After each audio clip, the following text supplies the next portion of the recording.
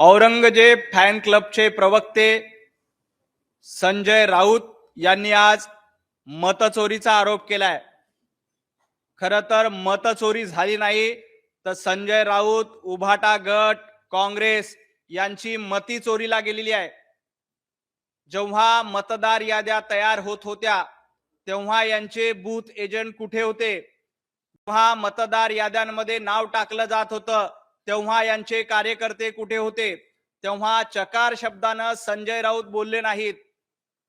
लोकसभेला महाविकास आघाडीला भरभरून मतं मिळाली। महाविकास आघाडीचे सर्वाधिक खासदार महाराष्ट्रातून निवडून गेले। तेव्हा संजय राऊत यांची दातखिळी बसली होती का? तेव्हा संजय राऊत मूग गिळून का गप्प बसले होते?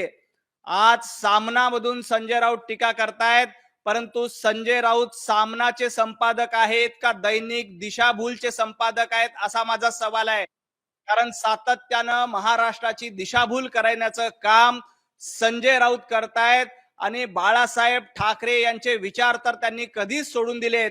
त्यामुळे आता सामना राहिला नाही तर तो दैनिक दिशाभूल झालाय आणि संजय राऊत त्या दैनिक दिशाभूलचे संपादक आहेत। परंतु महाराष्ट्राची दिशाभूल तुम्ही करू शकणार नाहीत। महाराष्ट्रातली शुद्ध जनता ही भारतीय जनता पार्टी आणि महायुतीच्या सोबत आहेत। खरं तर मतचोरी झाली असं तुम्ही म्हणताय आणि दुसरीकडे बिहारमध्ये मतदार याद्यांचं पुनरावलोकन होत असताना त्याला मात्र तुम्ही विरोध करतायत। दूध का दूध आणि पाणी का पाणी त्या मतदार यादी पुनर्सर्वेक्षणाच्या माध्यमातून होणार आहे। तुमचा विरोध काय?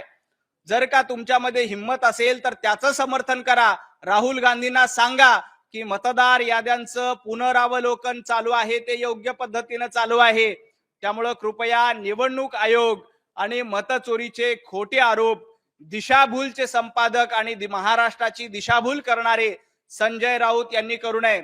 सातत्यानं आजपर्यंत तुम्ही महाराष्ट्राची दिशाभूल केली, महाराष्ट्राच्या लोकांना चुकीचं सांगण्याचा प्रयत्न केला, परंतु महाराष्ट्राची जनता अतिशय प्रामाणिक आहे। त्यांना सत्य काय आहे, वास्तव काय आहे हे माहित आहे।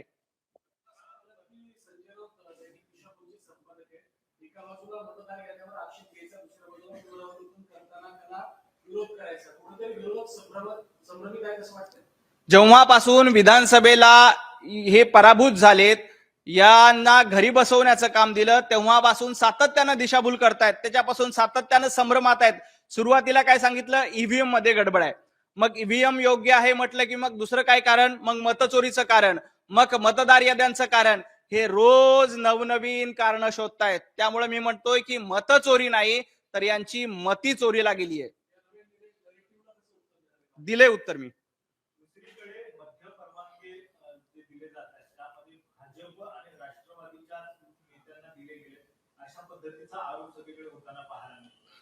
संजय राऊत यांनी मद्य परवान्याबद्दल तर बोलूच नाही।